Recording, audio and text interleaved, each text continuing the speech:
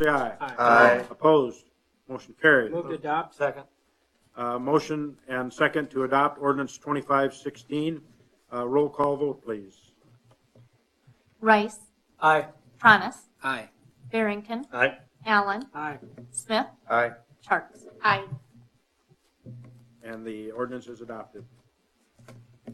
First reading of ordinance 2517, rezoning the following properties legally described as the south 295 feet of the north 328 feet of west 305 feet of lot 3 of the northwest 1/4 of section 33, township 103 north, range 60 west of the 5th PM, Davidson County, 1101 block of West Spruce Avenue, and the south 163 feet of the north 491 feet of the west feet of lots 3 in the northwest 1/4 of section 33.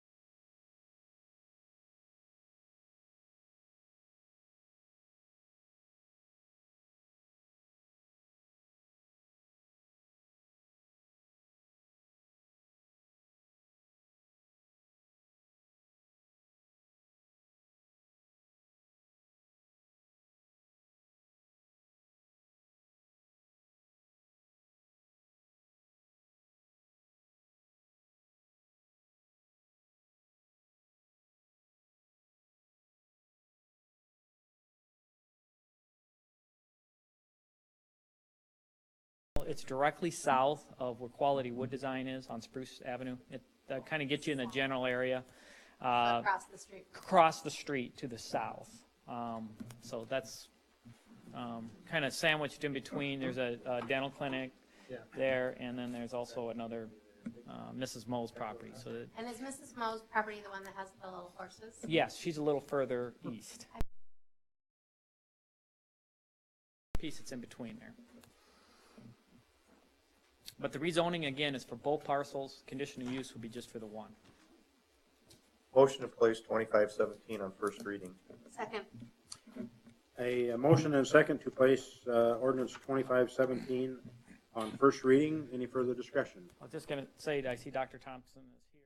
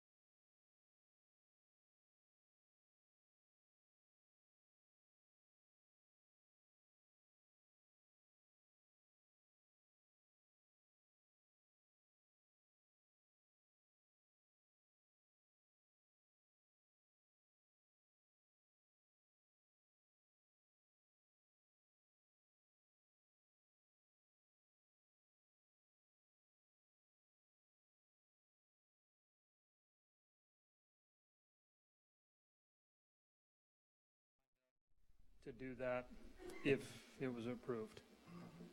What are we looking at for efficiency? Do you have any idea, Dustin? The estimates we've gotten from Northwestern are approximately $2,500 a year. So $200 a month. 4 years payback. So, You know, just so they talked, Terry talked about LED and the difference in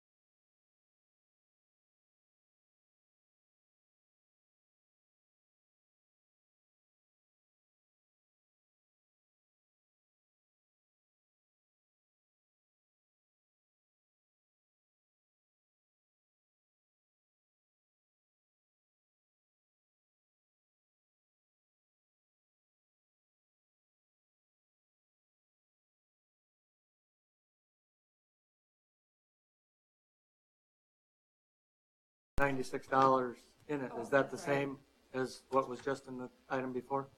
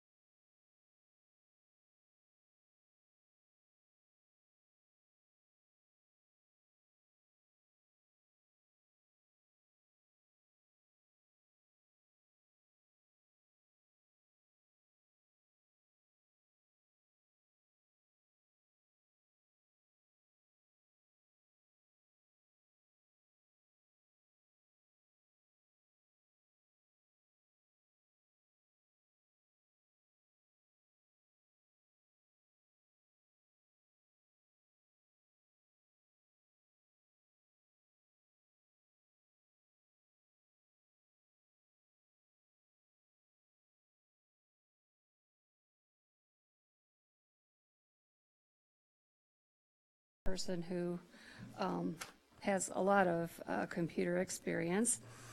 And Atrium has experience with extracting data from Aleph. Obviously, they have gotten the patron records and the bib records from all the libraries that are in Atrium, so they are aware of the pitfalls, little idiosyncrasies, and as far as I know, the extractions have gone very smoothly.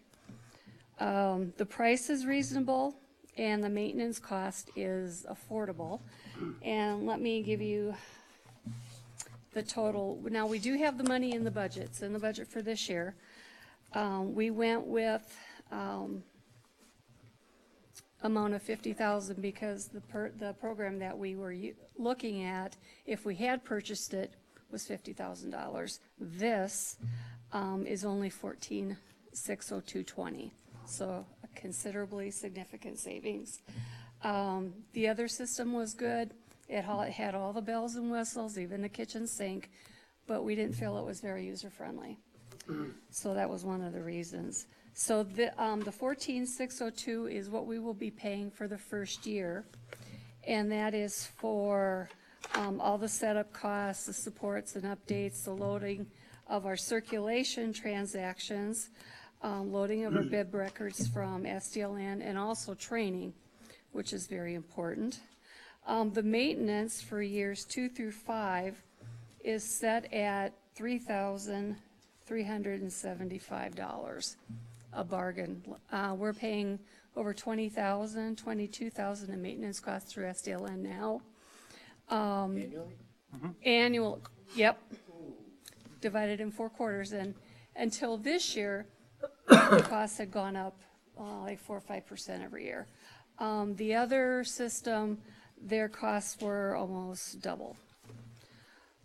Okay, once their contracts have been signed, a letter will be sent to the SDLN Executive Director by me of Mitchell Library's intent to leave SDLN.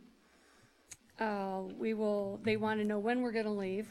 We want to leave September 1st, but I found out now that everybody's jumping ship. The staff at Atrium, they're kind of getting bogged down, so that might be a month or two.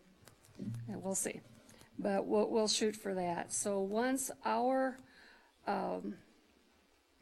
data has been loaded, we've been trained, and we're officially off SDLN, we are going to receive 50% of our reserve funds that are currently at SDLN, and the reserve funds were used in the event of SDLN selecting a new system. Well, they're going to be selecting a new system, but it isn't going to include any public libraries or school libraries. It's going to be strictly an academic. So the 50% that we will be receiving is $15,627. So that's not a bad chunk of change. And based on when we notify them, how long do they say? We probably won't get that money back till next July, though? Yeah, the remaining funds, right. Nobody will receive their remaining funds until. Will we get our first 50% back? Is pretty much right away. Once maybe on a 30-day payment? Yeah. So- Yeah, And then the the la- rest other- of it, we won't get back until they close down in July of 2016? Yep, June 30th, 2016. All the libraries that have left and the 50% of their reserve funds are still there as well. Granted, SDLN's going to have to maintain that network, so, we may get 15,000, we may get 13. If they have to dip into the reserves of the other libraries, we may not get as much, but we will get what is left.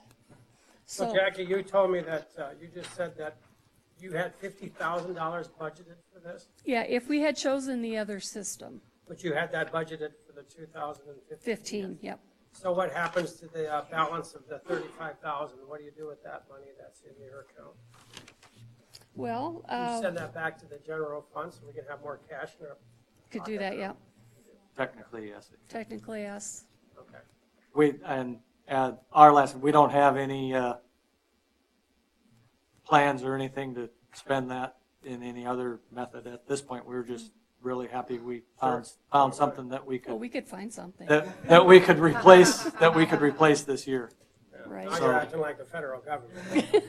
Part of this goes back to the legislature last year, and that the Board of Regents decided that the South Dakota Library Network, which is maintained by the South Dakota Board of Regents, they were going to take that, consolidate it just for academic purposes. Yeah, just the Regental libraries. Just the universities are going to end up on that. They're changing their system. They're changing more to research-based library system, and they basically put the libraries out on notice on a 2-year system that we'd like doing business with you. We know that you've paid us money. We still have that money. You'll be getting that money back, but you're going to have to go find your own system. So for the past 16 months, we've been looking at what is that going to do to us? What's that going to take?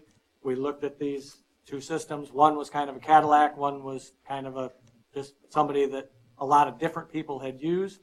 And really what we saw from the demonstrations was that the one that everybody used really looked easier to use, and the South Dakota libraries, the public libraries, picked that one anyway. So it really kind of became, why would we go with this different one that would then cause us additional work in order to exchange information with other Exactly. libraries? So Well this will put. allow us to Seems like that, keep that having the one that is. closer cohesive with to a everyone else. standard, Yeah, at least within exactly. South Dakota. Yeah. Yeah, we had a good thing going and they mucked it up. Well, the Board of Regents made a decision, and that Yeah. I think we were the only library.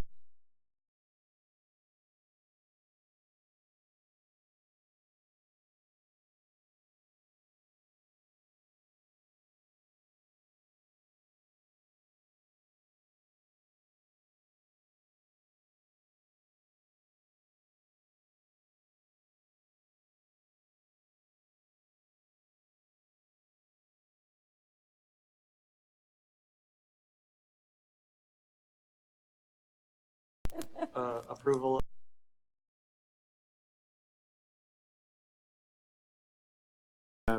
Purchase and maintenance agreement to the public library. Any further discussion? I just want to make sure, Stephanie, this has been or will be looked at through our IT group. I have no idea if this has been shown to I them do. or not. I want to make sure that we do. It's got to, Atrium can be used with any system. I It'll know even that, work on but, XP. but our city network needs to know that this is happening. Yeah, I don't think we'll have a problem adapting, so. Okay. Okay, so We have a motion and a second to approve the agreement. All in favor, say aye. I, Opposed, motion carried. When we all get done with our conversion, we'll bring our dog and pony show here and give you a Good. demonstration on how it works. Thank you, Jackie. Yeah, thank you. Thank you, Jackie.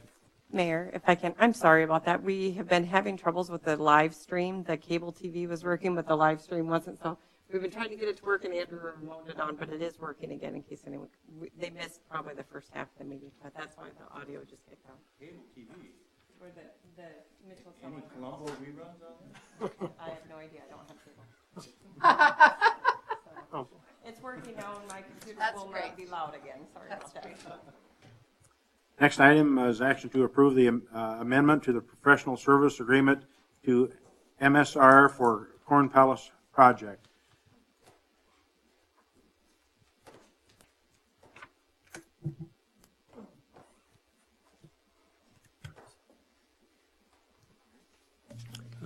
Good evening, Mayor and Council.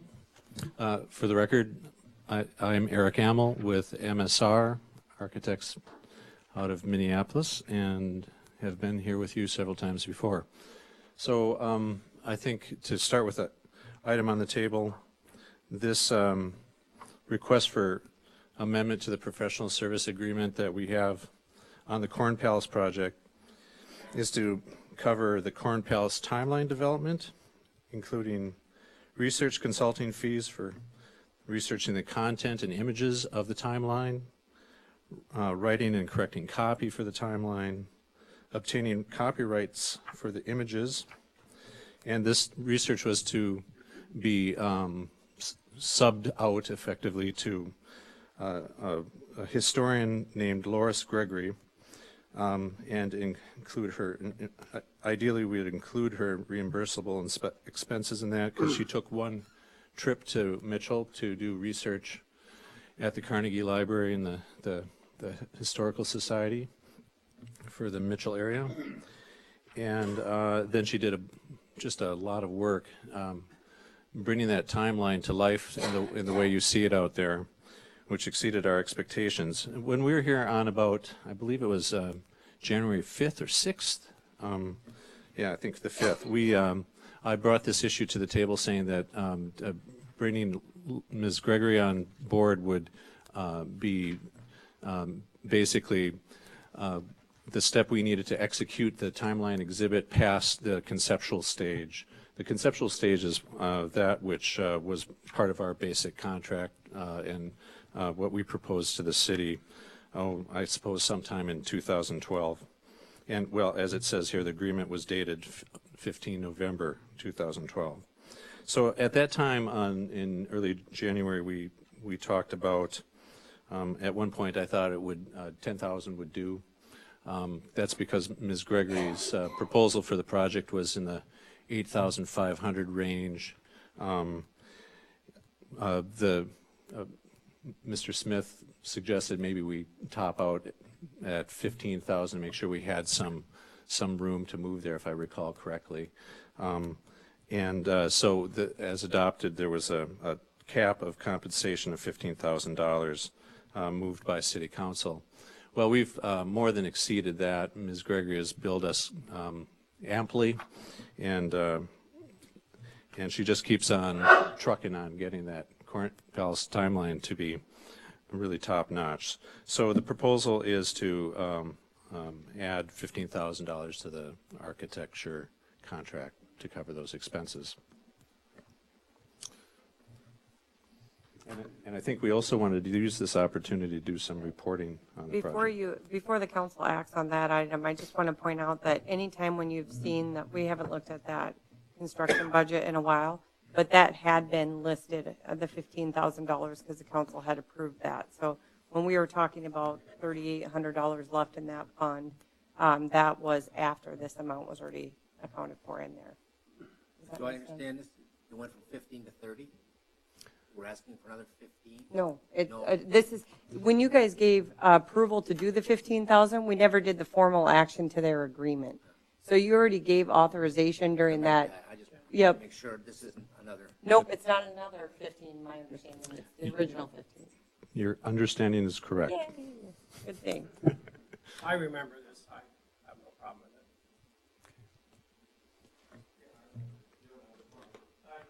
I just had the same question, making sure that she didn't just keep billing us until she thought she was done and it's more than $15,000. She billed us until she thought it was done. Yeah, so we're taking that because Okay. we made an agreement. We never approved anything more than 15,000. That's right. I think she's done now. I sure hope so, anyway. From your standpoint. Okay. So are you looking for action on that? So, move to approve the authorized $15,000 for the, well, I move to approve. I have a motion second to approve the amendment to the professional services agreement. Any further discussion? All those in favor say aye. Aye. Opposed, motion carried. While Eric is here, does anyone have any other questions regarding the Corn Palace project? Domes. The domes? The domes. I'm sorry, I didn't understand you, Mr. Allen. Okay, so this is a ongoing saga, of course. The most current status is that we are still going back and forth on assuring that there's a properly engineered product that goes up on that roof. The responsibility for properly engineering the actual domes is on the shoulders of the subcontractor routed through the general contractor's work, but that would, MG McGrath being that subcontractor. However, there's also a component where that structure has to sit on our structure. Our design team takes responsibility for the structure that holds those domes and turrets. Getting those two parties to talk has been very irksome, okay, but we can remember there was an activity to tweak the structure of the turret bases. So that work has been done, and we're waiting to receive information on what's called the reactions or the forces that wind, as the reports are talking about, and snow and ice load. What is the load that they transfer through those objects, the domes and turrets, onto the primary building structure? We don't have enough information to assure that is properly engineered to go on top of the building. So that's why they're on the ground. The other piece of that puzzle is, since they've been on the ground and they weren't raised up into place, and maybe that's a good thing right away, everyone's noted how the top torques back and forth in the wind. So that's pretty loose, particularly on the large dome. And also specific leaves, particularly on the lowest level, will get into a sort of a harmonic movement and begin to make a clanking sound, so metal hitting metal. There seems to be two aspects to the clanking. One is that there's not really as solid a connection on that first row of connecting the leaves to the ribs as there are on the subsequent 2 or 3 rows. The other piece is that the ribs themselves are fairly narrow or slender is the term relative to the size of the structure. So there's movement in that. So that is also part of in my view, the responsibility of that subcontractor is once we gave the design intent over, they need to come to the table with the proper sizes, the proper stiffness for the structure. And there's a piece in the specification for the project that basically requires that design delegation to the dome fabricator to perform up to snuff, up to code, up to levels of stiffness. Of course, for the structure, of course you don't want those things up there moving around that much. We're waiting for that information as well. Eric, Yes. as long as you're here, would you set the record straight for the people who believe that those questions may not, that somehow as a council or the mayor or whoever, that we dropped the ball and didn't ask the right questions and this is our fault that we have domes sitting on the street. Would you just set the record straight for the world to hear? And we did not talk earlier, but, but absolutely, the council and the mayor did, and staff, have done everything that it would be possibly expected from you. I think it really boils down simply to, we have a subcontractor that's non-performing.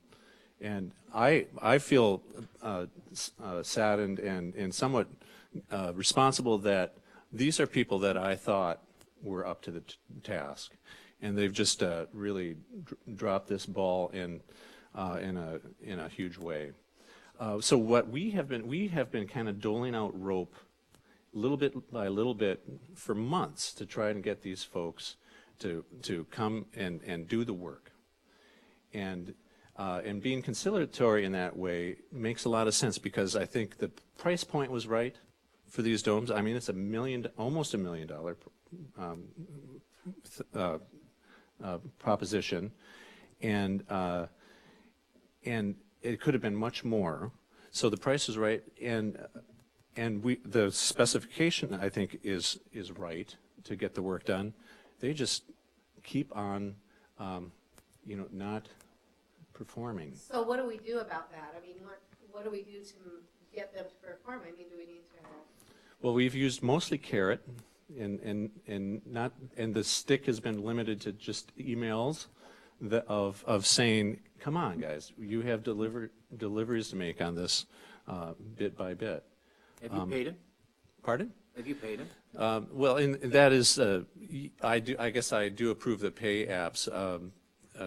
They have been paid about, what would we say, if I recall correctly, about 700,000, just shy of 700,000 against the dome and turret portion is just shy of 900,000. So we're withholding about 200,000 at this time, plus the retainage. That's including retainage. So we have $200,000. So in my contract work, this, when it walks like a duck, there's something wrong here. It looks like McGrath is trying to find a way to snivel out of this thing some way. Do they know it's a problem? We got to lower our hammer. This has gone on way too long in my opinion. And they're your subcontractor, right? No. Who's paying the bill? City pays, Mueller, the subcontractor Mueller. Okay. Yeah. So, somewhat to Susan's point, it's time just to, the nice guy is not working. It's been 2.5 months that's been sitting on the ground, waiting on somebody to say, yeah, it's good enough. There's engineering firms that work faster than that. What's your best estimate of time to get this done, Gary? I think, well, to borrow from Bob Mueller, he says that they absolutely have to be up there by July 31st. And that is still feasible. I think for all our interests, it makes sense to make sure that the product that goes up there is done right. And so that's why they're on the ground. What the sniveling part, I think, is an apt description. And what they're doing, and they're doing this on other projects, is not serving up the requirements of our specification. So we're grounding them effectively. Whereas even bigger jobs than this, namely the Viking Stadium, they seem to be letting them get going forward. So we've given out rope, allowing them to go forward and forward. But this is, as Dave Epp has said on several occasions, there's no way that Mueller Lumber is taking the responsibility of hoisting those things on the roof until they've answered the mail. Oh, yeah, we all understand. Okay. It's just, we need a decision right now. Could I comment, Mayor? I don't think this is really rocket science. You need to turn on your microphone. What do I gotta do? Well, thank you so much. I don't think this is really rocket science, although it certainly applies in rocket technology. But what I heard people describe as a flutter. And a flutter, as I understand it, It can be very destructive in terms of metal fatigue in a very short period of time. If you have a sympathetic harmonic, you still have structural fatigue, metal fatigue, only it would be much slower. I think all that needs to be vetted out. And I think that we need to be assured that the stiffness of those structures is adequate to go on the roof. but either way, you're going to have metal fatigue, and which will end up in material failure. Oh, I think that's a little severe. I think that if it's within, and we're getting really wonky here, but if it's within the elastic range of movement, it's not a problem. Yeah. Well, I don't know. So, If you have a control surface on an airplane at high speed, a flutter, if it's your rudder, you might lose it by material failure in 2 minutes or less, unless you can find a speed that reduces it or eliminates it, and there's no end to those changes and modifications that are made on account of sympathetic harmonics. well, you know, and Governor Mickelson's plane, I believe, went down by a sympathetic harmonic. Eric, I got a question. The $250,000 we owe for the domes to Mueller, why can't we hire another engineer to get it done right? this is on the table as we're discussing, is that, so, I'm in a business. yeah. I owned a business. I'd go somewhere else and hell with the other guy. That's the way I look at it. That's right. So one scenario would be okay, we've got the retainage, we also have just stopped paying them because of effectively non-performance. So what if we cut them loose? Then we would have to bring in another engineering team, and we could bring in a more local team to add the needed stiffening to the particularly the large dome. I think that's the one that's governing here. We could do that in that 200, 250 probably, or could pay for that. It would probably be within that range. The problem Seems so simple, that seems like an extraordinary amount.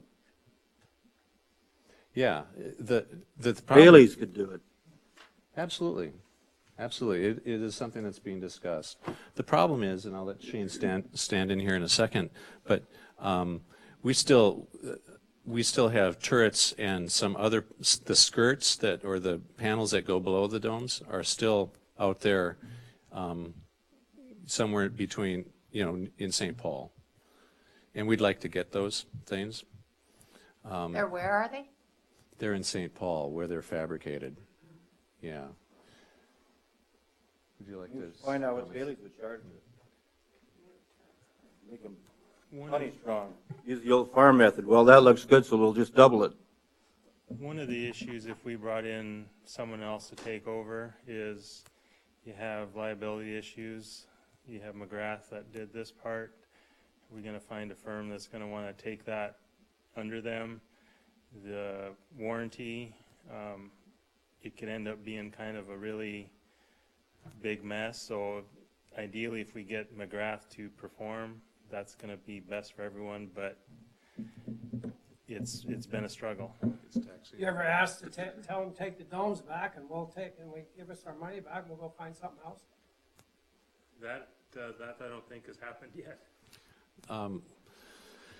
I think a long time ago, we were concerned that, if we were too forceful with them, and I regret this now, that they might just say, forget it, and then we would have a hard time delivering domes at that price point.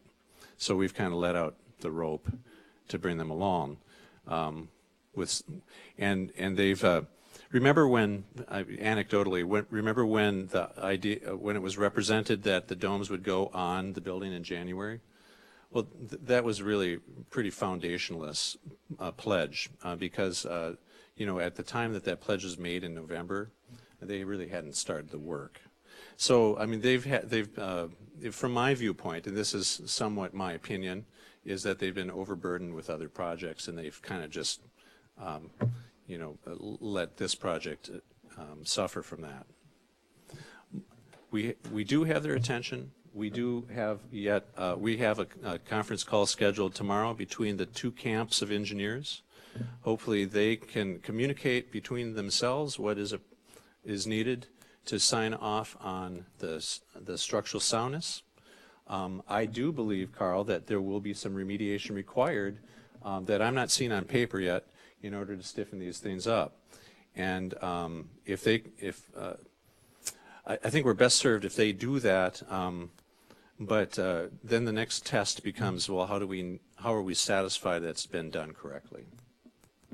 And Dan, to follow up on your question, when you asked about the 200,000 that's being retained, would that also cover the cost of the turrets? Since we don't have those on site, that would be when you said $200,000 would cover it, you're saying the engineering and the additional stiffeners and the installation? Well, yes. Right. Well, so yeah, no, it wouldn't cover the cost of the turrets. We own the turrets. I mean, we've paid for them. We've paid for the skirting. There's no excuse for that not being on the building yet, past the elapsed project time. But getting them, I mean, that's becomes in effect, a hostage element there. So. Well, it would just be nice to have them done before rodeo weekend, which is the 17th or 18th of July. Be nice to have that done. You got 12,000 people coming down Main Street, and they're going to see 3 domes on the south side of the Corn Palace. It's not good. Eric, who is going to be in the meeting tomorrow? Is there any city officials going to be included? It looked like they were reaching out just to the design team, so I had them include Shane and Terry on that call. Okay. And that could be extended as necessary, given that the conferencing capability. Okay, I just want somebody there that represents us and tell us that we're just getting to a point where I think they need to perform, or there has to be other options. And Danny's right. You know, it's to a point where I think we have to give them a timetable, and it's time for them to step up. Well, yeah. We're so frustrated here. I mean, we've done everything we could in our power, and nothing has worked. And so now I think we are going to have to start getting a little more forceful with them, and just tell them that, you know, we've done everything that we've paid you up to this point, and now is the time where I think you need to start following through. And I would like to have our city representatives at least relay that, and if you want to relay it too, that'd be great. We're out of rope. Yeah. We're out of rope. You know, and to Dave Epps' credit, he has set that ultimatum a couple weeks ago, and they did finally deliver a bunch of stuff, and it just was not enough. So that's why these questions are outstanding. I think the city council is telling you they're ready to pull the plug.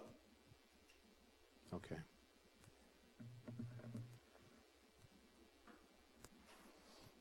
Well, you can just relay the frustration that we have, and of course, the best result would be in a month or whatever, the 31st, a month and a half, whatever the case may be, the domes are up. That's the best that we could hope for. But in all reality, you know, we're just losing our patience, and you know, there's always the option of moving into a court of law.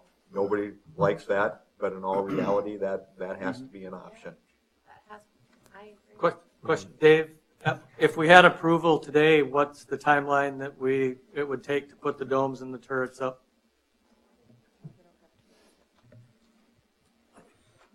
All I can do is report to you what that company tells me. Right, so from the time they tell you that everything's acceptable, how long will it be until the domes and turrets are in place? If what I was told on Friday afternoon is that if they had approval that the city of Mitchell and Muller Lumber and MSR was satisfied with, it would take them about 2 days to get everything down here. And once they got down here, they said 2 to 3 days on the domes and turrets and 2 days on the skirting, which is the skirting on the base of the domes and so in all reality, you're talking 7 or 8 working days total. I'm just reporting what they told me, and I've had a real tough time getting truth from them people. I understand.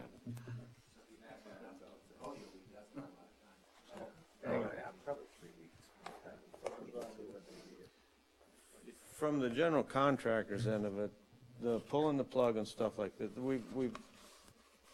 the best scenario for everybody in this room is to get McGrath to get it done without the court of law that Jeff mentions.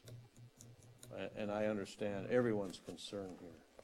And like Eric has said, we've got a lot of stuff on the table right now, but they're shoving us as far as they think they possibly can, I think, is what it amounts to. Well, maybe I'll have some answers tomorrow. Other questions? Okay. Well, thank you. It's been difficult to deal with this part of the project, to be certain, and the concern has been amply registered by staff, and we'd like to see it done as well successfully. Thank you. Thank you. Next, action to approve the tabling of the transfer to the entitlement of the airport paving. We're just going to table that again, is that? Yes, we haven't received the updated number yet, so table that, and hopefully we'll have that for the next council meeting. Move to table. Second. Motion second to table the entitlement transfer. Whatever you want to do, Michelle. Cindy, whatever you want to do.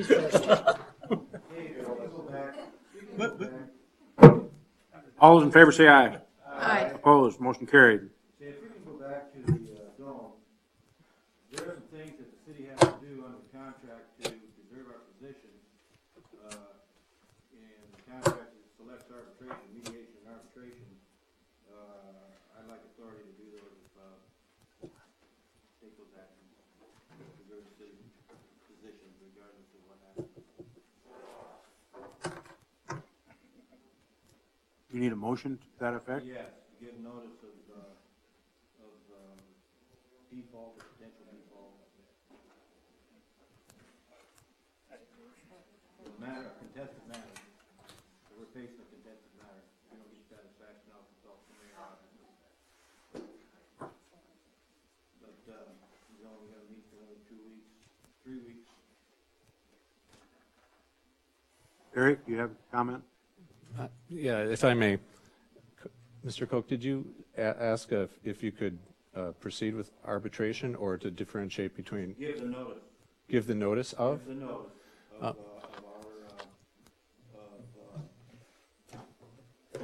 we believe has been a failure of the performance. I think that maybe Muller Lumber might have a voice in that, because in effect, I think you'd be serving Muller I believe that notice. that's correct, and I don't know what kind of contract they have with their subcontractor, but Muller, we actually, have a complaint that we think may be mediated. We have a requirement to give notice at the point where we think that there's a failure of performance. well, in effect, that might be a stick. We also had, I apologize for not mentioning it, while we're working on this conversation between engineers, we're forming a letter to McGrath, indicating, pointing out certain aspects of the contract, preparing towards it. And whether we wait 3 weeks to give that notice or give it now, I guess,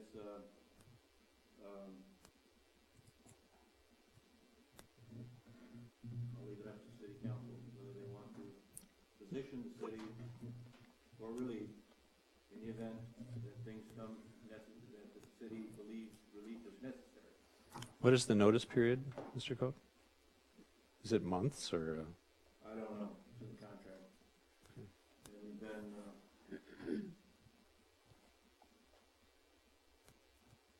offering the contract, but there are some requirements for the city to do, or we waive our positions.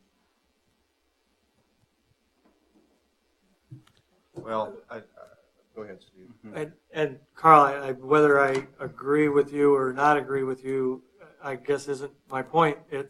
We don't have any agenda item that was published to anybody that we're going to planning on taking any such action. If you want to research that and bring it back and give us the information for that, then I think that's appropriate. But we would be voting on something that we didn't notify the public was even being discussed. So I have concern about that. That's the kind of information we should be getting from our architect. Well, I would say let's see what the meeting tomorrow. Hopefully we can get their attention. And it sounds you obviously have kind of know our sentiment and given marching orders, and so we've got representation there tomorrow. And if that is the we'll figure it stuff, out. let's make sure it is an agenda item, at least to give us that information at the next council meeting. Right.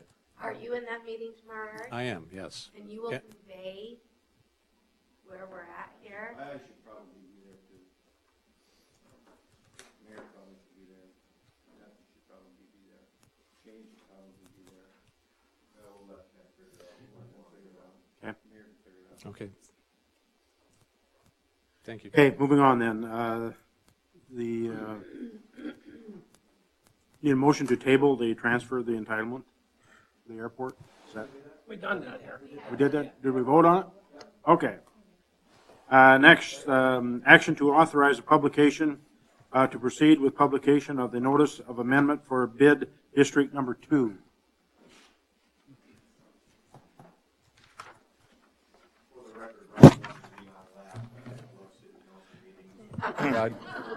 Thank you. I appreciate, number one, being at the end of the agenda, and number two, sitting through a lively discussion of domes. That's an hour of my life I'll never get back, I'm sure. As you all know, in May of 2013, Bid District 2 was created, and this $1 tax currently imposed on all nightly stays on every hotel in Mitchell was created for two purposes. The first 50 cents was to fund the Sports and Events Authority, and the other 50 cents goes towards the second sheet of ice at the hockey arena. This tax started in August of 2013 and has generated approximately $150,000 worth of, you probably know the exact number, Stephanie, but it goes towards roughly the $400,000 that is sunsetted on that $400,000 for the Sports and Events Authority. And then in less than 2 years for the second sheet of ice. The 50 cents that is funding the Sports and Events Authority comes up again for a vote with the hotel owners next August of 2016. Recently, I did a straw ballot, which was circulated to all the hotel owners in Mitchell, and about a proposal to amend the existing bid. I think all of you have a copy of that existing bid or ballot. The proposal is to keep the 50, you don't have a copy of it? Oh, sorry, my fault. I thought that they did. Well, I'll kind of explain. Okay, well, I've got some here too that you can hand out if you'd like. I'll briefly explain it then for all of you and for those that are listening. The proposal is to keep 50 cents towards the Sports and Events Authority, and that'll stay as it is until August of 2016 so that the hotel owners get a chance to bid on if they want to retain that 50 cents for the Sports and Events Authority. But then the proposal is then to bump the existing other 50 cents up to $1, and that would be effective immediately. So that'd be $1.50 total for the bid tax. Bid District 2 would, instead of being $1, it'd be $1.50. The $1 then would accelerate the payments towards the second sheet of ice, so that we can get to the sunset of the $400,000, and then automatically continue on to support the financing of the indoor pool project when the ice arena debt is released. It is supported up to $1 million. That's how I positioned it to everybody, and it would sunset at $1 million as well. Our ballot, unfortunately, did not reflect the $1 million, but that is how it was communicated and supported by the hotel. So we'll need to make sure that the sunset of $1 million is clearly stated in the resolution if you guys decide to adopt bumping this district from $1 to $1.50. There are 16 hotels in Mitchell. Only 3 are opposed to this. 11 have said yes. 3 have said no. 2 did not respond, which means they neither support nor are against this, but really 3 out of the 16 are opposed to this, which is obviously overwhelming support. It's quite frankly more support than the original bid district had to create the $1. I think the hotel owners understand the importance of this swimming pool, indoor pool to the community of Mitchell. So why I'm here tonight is based on legal opinions from Todd Meyer-Henry and Toby Morris. It was determined that it will take 2 publications of this amendment to make the official change. So I'm here tonight to inform you of the results of that straw ballot and then ask you to formally accept the financing package. This summer is quickly getting away from all of us, so the time is now to put this project into motion. The Mitchell Aquatic Club has pledged its $1 million towards the project. and fundraising is going quite well. The hotels in Mitchell support the amended bid change for another $1 million, which leaves approximately $6 million for the city to consider. This $6 million is coincidentally exactly what the city has projected in cash available for this project.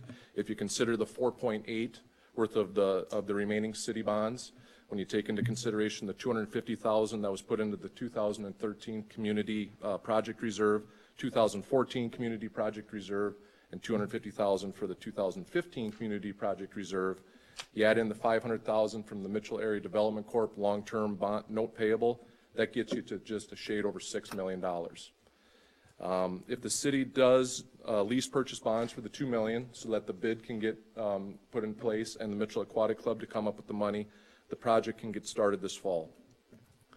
I guess what I'd like to do is to suggest that the council this evening formally accept the financing package pending the 2 publications of the bid district amendment so that the city staff can get started on sending out the RFPs to contractors as soon as possible. I guess I'm open to any questions you might have at this time.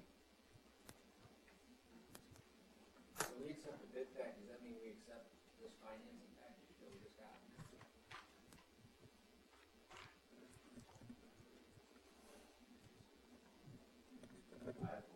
This is a big question to me. We just got it.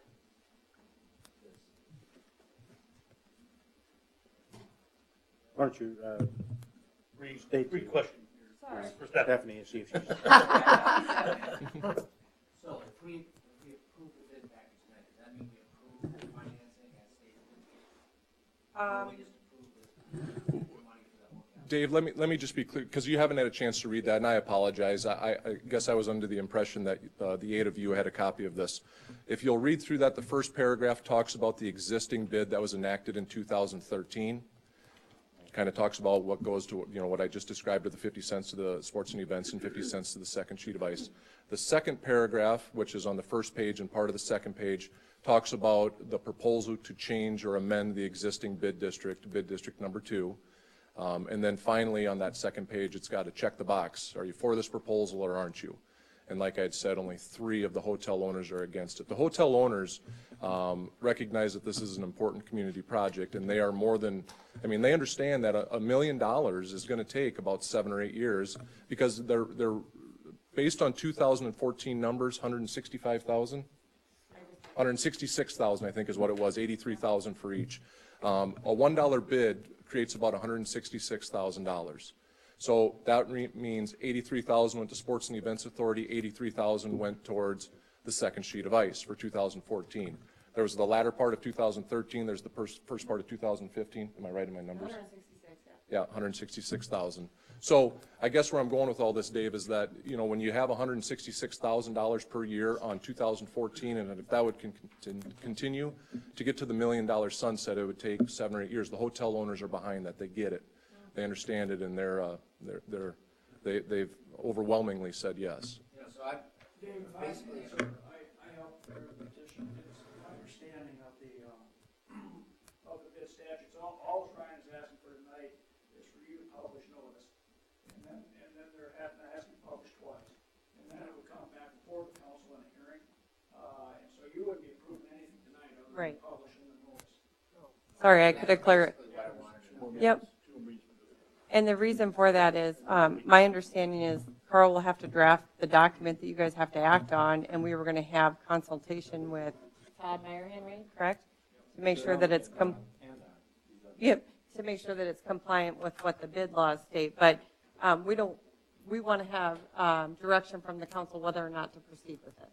So what's the purpose of 2 notifications? State law. Yeah, state law makes us publish twice, with the last 2 weeks in a row.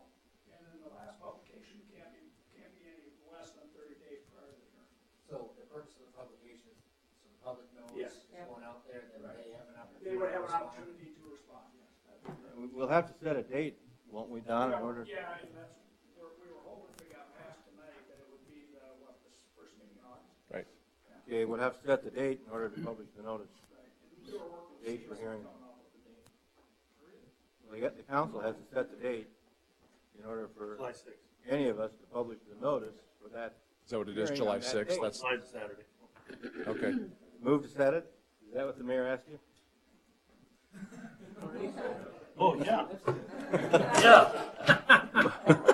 Move to set the date of July 6th for the bid. You can't. No, it has to be August 3rd. It has to be the first meeting in August would be the soonest. Okay. you have, 'cause you gotta have. So then we Gotta got, have- what do we got in August? 3rd. August 3rd? August 3rd. I amend my motion to August 3rd. And is there a second? Yes. Motion second to set the date of August 3rd, 2015. Any further discussion? All those in favor say aye. Aye. Opposed, motion carried. Thank you. So is that authorizing the publication? Is that what, Yes. that's what we Yes, just yes. did? Yep. Okay, 'cause I Set did- so it'll be published twice It and didn't come say back so. on August 3rd. Sorry, I was trying to amend the agenda from Canada. I didn't have access to Michelle to have the correct wording. My apologies. We wanted to do it.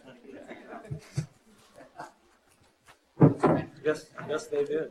Next, entertain a motion for the city council to enter into executive session permitted by SDCL 1-25-2. So moved. Motion second to enter executive session. All in favor, say aye. Aye. Opposed? Motion carried. No, you didn't.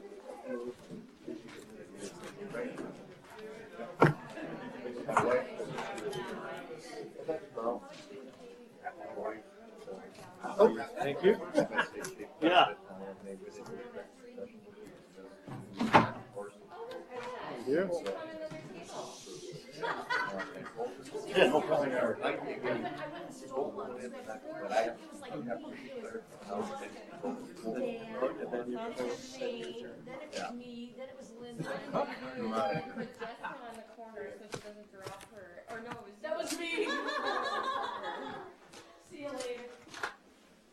Thank you all, and all a good night. So, did Jerry tell you that you left the question? Your wife. Water off the duck's back.